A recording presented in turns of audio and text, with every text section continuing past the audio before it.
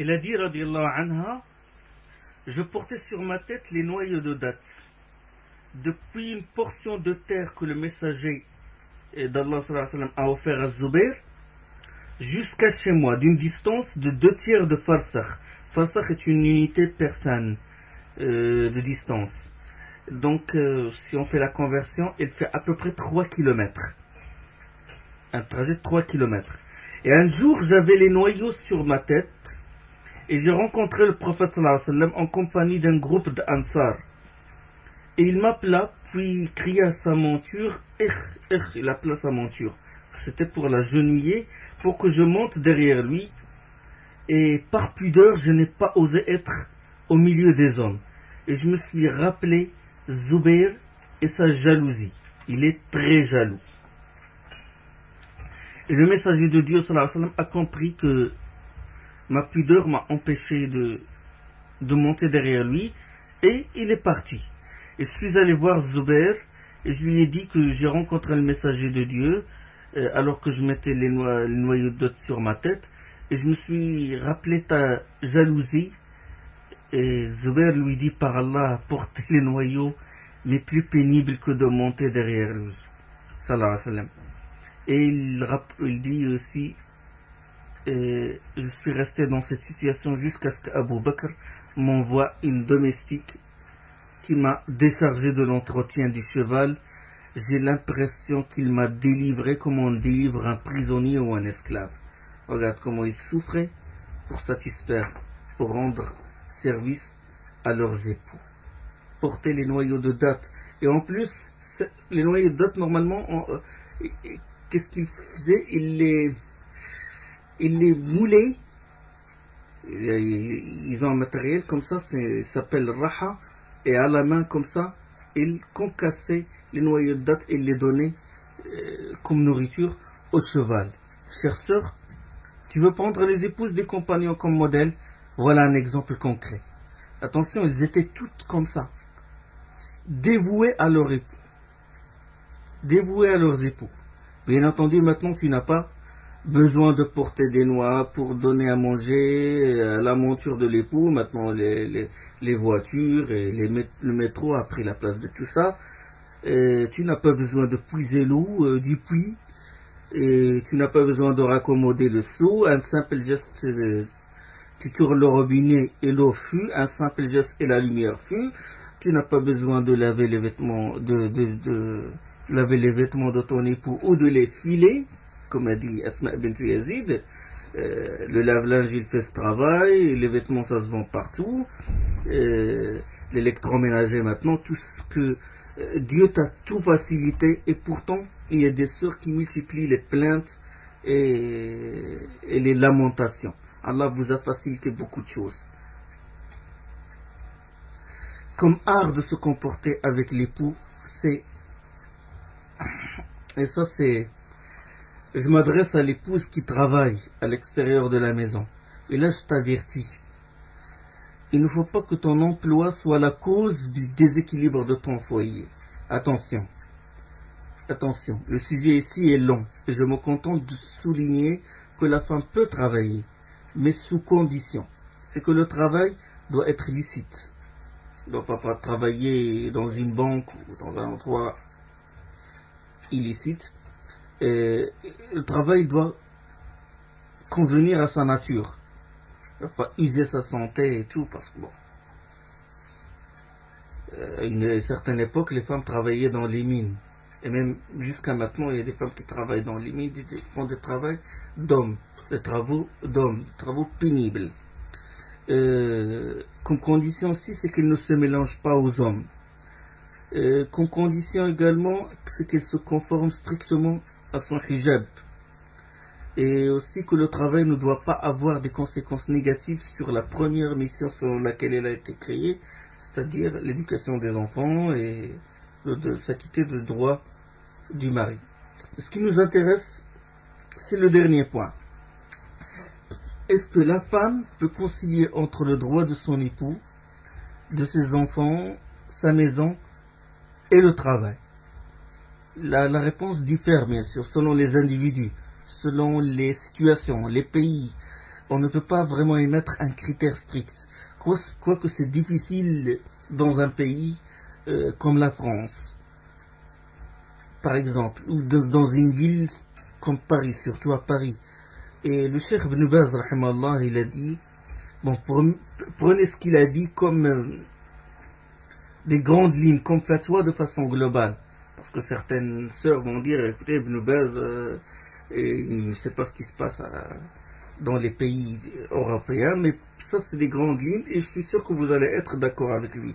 Il a dit, rahimallah, il a dit, si le travail de la femme loin des hommes rend les enfants livrés à eux-mêmes et cause un manquement au devoir vis-à-vis de l'époux, sans en être légalement contrainte, il devient illicite, car cela signifie un éloignement du rôle naturel de la femme et une négligence de la mission délicate qu'elle doit accomplir, ce qui en résulte une mauvaise construction des générations à venir et un délabrement des liens au sein de la famille. Un délabrement des liens au sein de la famille qui se fonde sur l'entraide, la complémentarité, la coopération et la contribution de chacun des deux époux, et ce grâce aux facteurs selon lesquels Dieu les a prédisposés pour établir une vie dans laquelle règne un climat de stabilité, d'assurance et de sérénité, au sein duquel chaque individu est conscient de ses devoirs en premier et de ses droits en second lieu. Donc, fin de citation du Cheikh rahimahullah. Très, très important ce qu'il a dit. Et sache donc que tu peux sacrifier ton travail sur le compte de ton époux et de tes enfants, mais ne sacrifie jamais le droit de l'époux et l'éducation des enfants au profit de ton travail. L'argent est récupérable, mais jamais les enfants et l'époux. Celui qui abandonne une chose pour Allah, Allah le dédommagera. N'est-il pas le pourvoyeur, subhanahu wa ta'ala?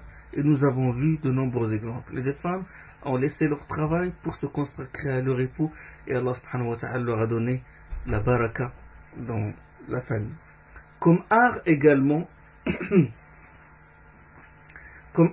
c'est l'aider dans l'obéissance de Dieu et l'inciter à faire les œuvres salutaires. Et je vous dis, là c'est un conseil, tout conflit qui éclate entre les deux conjoints, c'est à cause des péchés. Tout conflit, c'est à cause des péchés. Le Très-Haut a dit, nul malheur ne vous frappe que par l'acquis de vos mains. Encore en efface-t-il beaucoup. وَمَا أَصَابَكُم مِّن مُّصِيبَةٍ فَبِمَا كَسَبَتْ أَيْدِيكُمْ وَيَعْفُو عَنْ كَثِيرٍ. Donc purifie ta maison des statues, des revues qui contiennent des choses obscènes, des cassettes vidéo, audio, qui contiennent des choses pareilles, ou de la musique. Utilise ton pouvoir magique, ta beauté, ta finesse, ta douceur dans le but de pousser ton mari à faire des œuvres salutaires, à agir dans les bonnes causes. Sinon Dieu risque de te priver de ses bienfaits. Le Très-Haut a dit, lors votre Seigneur promulgua, si vous êtes reconnaissant, je jure d'augmenter sur vous mon bienfait. Si vous le déniez, implacable soit mon châtiment. Et ta'adhana rabbukum la in shakartum la azidannakum wa la in kafartum inna azabi la shadid, dans Surat Ibrahim, le verset 7. Tire la leçon des autres femmes. Combien de foyers ont été détruits à cause des péchés? Beaucoup de femmes ont poussé leur mari à s'endetter, emprunter de l'argent par intérêt, par l'usure, jusqu'à se ruiner.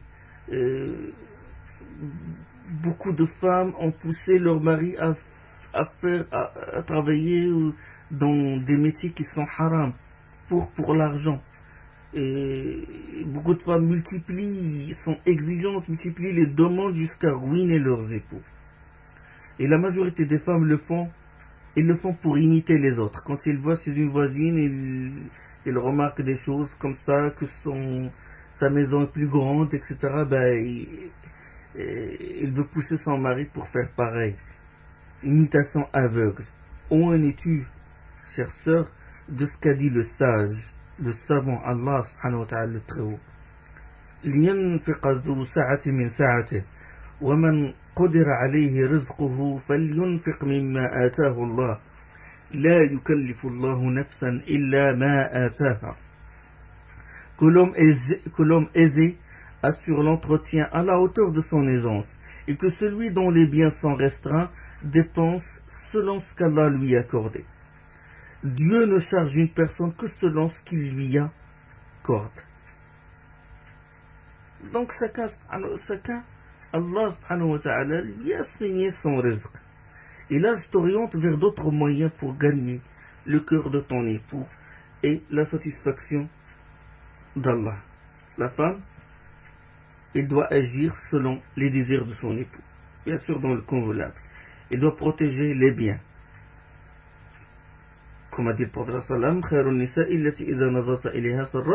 la meilleure épouse est celle qui te réjouit quand tu la regardes.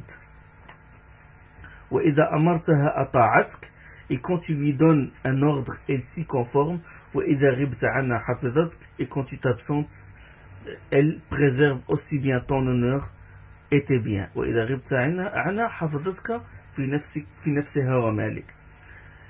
Elle doit aussi savoir les choses qui lui plaisent pour les faire. Elle doit choisir les bonnes paroles douces quand elle lui parle. Elle doit lui faire sentir qu'elle le respecte et qu'elle l'aime. Ça c'est très important. Parce que beaucoup de sœurs sous-estiment leur mari, les dédaignent. Il a été rapporté que la fille de Saïd ibn al-Musayyib, le grand savant, le grand tabi'i Saïd ibn al-Musayyib, sa fille disait, nous ne parlions à nos époux que comme nous parlions à nos émirs. Elle doit bien traiter ses proches. Et ça c'est très important. Surtout sa mère, son père et ses frères et sœurs. Et elle ne sort de la maison qu'avec son contentement. Allah a dit, وَقَرْنَ فِي بُيُوتِكُنْ, gardez-vous dans vos maisons. Dans Surat 33 et le verset 33. Et donc ça c'est très important. Ça c'est une règle de base, c'est que la femme doit rester chez elle. Elle ne sort que si son époux lui permet. Des femmes, on les trouve rarement chez elles, subhanallah. Et aussi, elle ne doit pas jeûner le jeûne surrogatoire pendant sa présence qu'après son contentement. La yahillu limra'atin an tasuma wa zawjuha shahidun illa bi'idhnih wa la ta'dhanu fi baytihi illa bi'idhnih. Il n'est pas permis à la femme de jeûner en la présence de son mari, sauf avec sa permission. Et elle ne permet l'accès de sa maison qu'avec son autorisation. Hadith rapporté par Al-Bukhari suivant Abu Huraira radiyallahu ta'ala anhu. Donc elle ne jeûne le jeûne surrogatoire qu'après sa permission, et il a le droit de, si elle a fait sans demander d'autorisation, il a le droit de lui gâcher son jeûne, d'avoir un rapport avec elle et lui gâcher son jeûne. Les savants, les juristes ont dit que ça c'est son droit. Et je termine par une histoire. Ces deux grands savants se sont réunis. C'est Sharih al-Qadi et Sha'bi. Deux grandes références de savants dans l'islam. Le grand Sharih, le juriste connu, le juge très connu, et le grand Sha'bi, ce sont tous des hommes qui ont rapporté beaucoup de hadiths, et l'imam al-Bukhari, il a rapporté beaucoup de hadiths. Donc, ce sont deux grands éminents cheikhs. Sha'bi,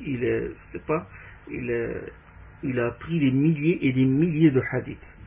Et Shurayh, al-Qadi, le juge, il a conseillé Sha'bi de choisir pour épouse une des femmes de Bani Tamim. Bani Tamim, la région de Riyad, Najd.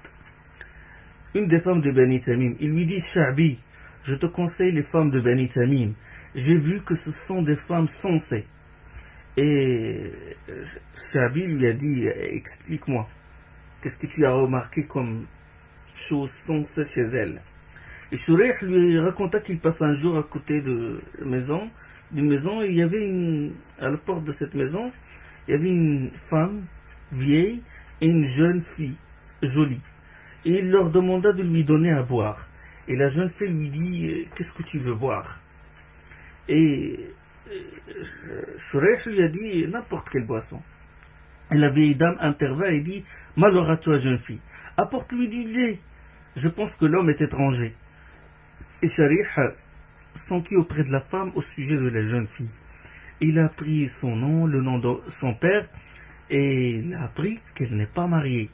Il se présenta chez ses parents et leur demanda la main de leur fille, et ils acceptèrent. Et Shurayh dit à Sha'bi, il a dit si tu vois leur femme la ramener jusqu'à chez moi, ils étaient très accueillantes. Et il a dit Shurayh à sa nouvelle épouse, lui a dit il est de tradition de sunna que quand la femme entre dans la chambre de son mari, d'accomplir 2 rak'at ensemble. Et ensuite il invoque Dieu de lui accorder ses bienfaits et de la préserver et de le préserver de ses méfaits. Et il a dit, Shurayh il rapporte, il dit je me suis donc levé et j'ai accompli 2 rak'at. Et quand j'ai fait le taslim, j'ai vu qu'elle était derrière moi en train de me suivre dans ma prière.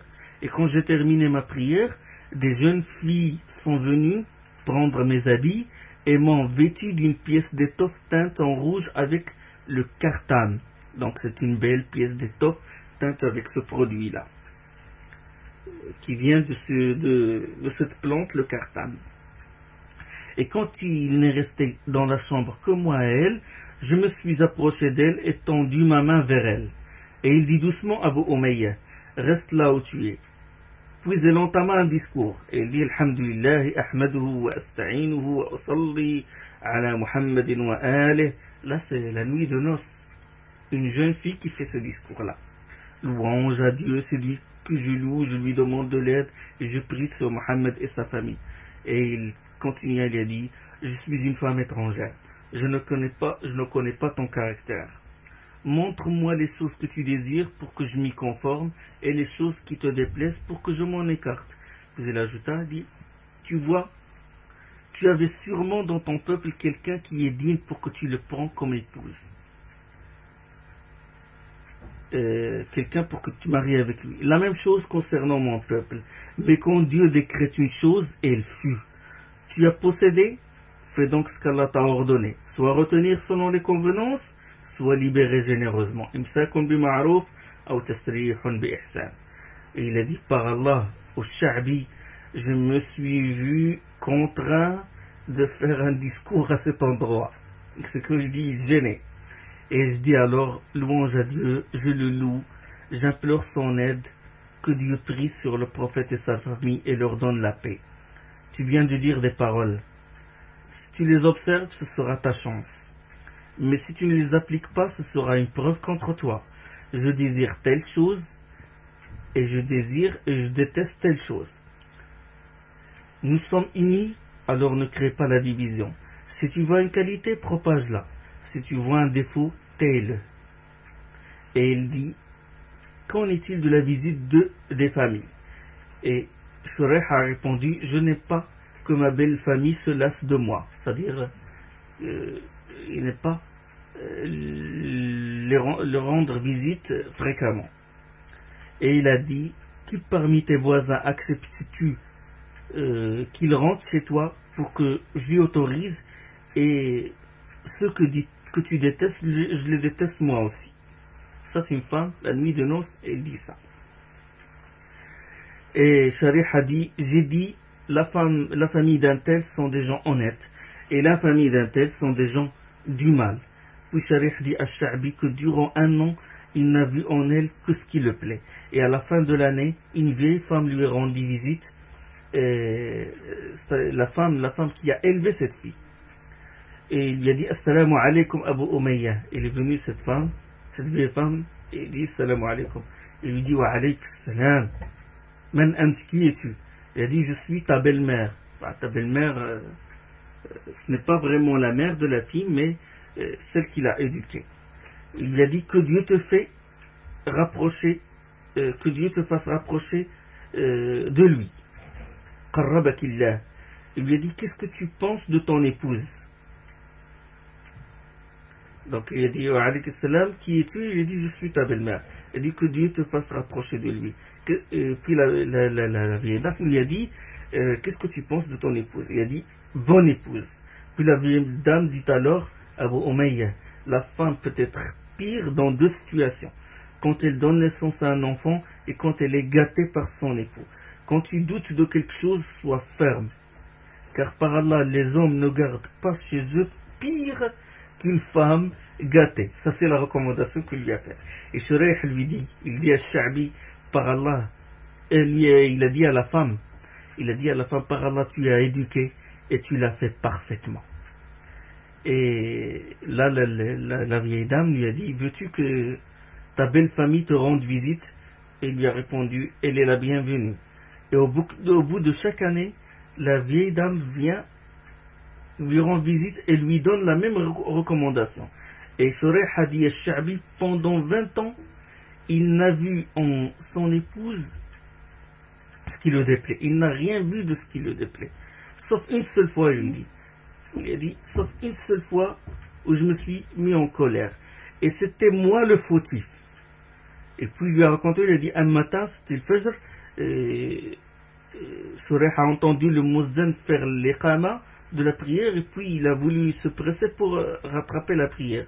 Et là, il s'apprêtait de partir à la mosquée quand il a vu un scorpion. Et il a pris un récipient, il a retourné le récipient, il l'a mis sur ce scorpion-là pour le bloquer. Et il a crié à son épouse, Zainab, ne bouge pas. Et ça doit être une scène, je crois, c'est là où il dormait. Et puis, quand il lui a dit ne bouge pas, la pauvre, elle est restée immobile. Il a obéi à son mari. Quand il lui a dit ne bouge pas, il n'a pas bougé. Et le scorpion a réussi à se glisser sous le récipient et il l'a piqué dans le doigt. Et Shuraih s'est mis en colère. C'était la seule fois et c'était lui le fautif. Donc regardez cette femme, le comportement de cette femme, la haute moralité de cette femme-là, et prends-la comme modèle. Donc, comme je dis, j'ai terminé avec cette histoire-là, et comme j'ai dit au début, qu'il faut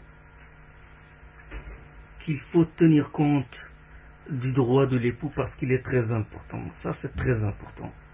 Et ce sujet-là, j'ai remarqué qu'il est assez tabou. Beaucoup ne veulent pas parler de ce sujet. Ils disent non, on va blesser les sœurs et tout. Non, il faut dire la vérité. Il faut lui montrer l'importance parce que Allah a insisté sur ce point pour bâtir une génération, pour consolider les liens, pour sauvegarder les foyers. Et quand le foyer est sauvegardé, l'homme il vit heureux, il peut donner, il peut faire la da'wa comme il faut. Et quand la femme elle peut vivre heureuse et gagner le paradis après. Et je dis attention parce qu'il y a des sectes et certaines associations, ils ne veulent pas aborder ce sujet parce qu'ils ont peur. Et si on dit ça, bon, le droit du mari passe avant, etc. Et elles, surtout, ils veulent utiliser certaines sœurs pour c'était pour leur passion. Parce que j'ai vu, moi, personnellement, il y a des sectes qui utilisent des sœurs pour faire la da'wa dans des endroits qui sont pas convenables. Et ils les utilisent, ils mettent le maquillage et tout pour attirer d'autres filles, pas pour les faire le da'wa pour Allah, mais pour agrandir leur cercle. Et donc c'est très important le droit de l'époux. Et certaines sœurs, ils se plaignent, ils disent ils ne me laissent pas participer dans des leçons, ils ne me laissent pas se réunir avec d'autres sœurs. Attention, si cette réunion, il n'y a que la médisance, il vaut mieux rester chez soi. Si le cours que tu vas assister n'est pas vraiment profitable, ne profite pas ne donne pas quelque chose de positif dans ta vie, dans tes adorations, ne te rapproche pas davantage d'Allah, ce n'est pas la peine. À quoi ça sert d'assister à une conférence dans laquelle on parle par exemple de la mondialisation et ton petit monde, il est vraiment ton petit monde, c'est-à-dire chez toi, il n'est pas bien entretenu. À quoi ça sert de parler par exemple de la guerre en Afghanistan, de la guerre en Irak, alors que la guerre risque de se déclencher chez toi. Donc faites très attention et dose bien les choses. C'est ma dernière recommandation, et qu'Allah apporte de l'amour, de la sérénité, de la tranquillité, du bonheur à chaque foyer musulman. Wa subhanaka Allahumma bihamdik, ashhadu an la ilaha illa ant, astaghfiruka wa atubu ilayk.